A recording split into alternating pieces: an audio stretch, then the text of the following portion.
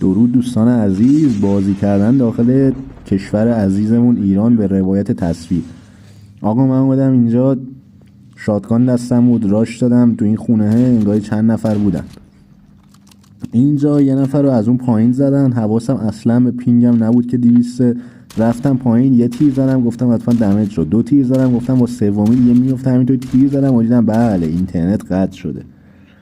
آقا اینترنتمون قطع شد و دیگه حواسم نبود رو اینترنت خط بود. اینترنت هم داشتم، یعنی اینکه تموم نشده بود که بخواد.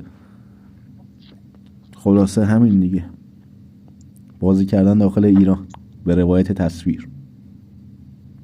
امیدوارم ویدیو رو لایک کنید که حداقل یه ذره از فشارهایی که خوردم کم بشه. دمتون گرم.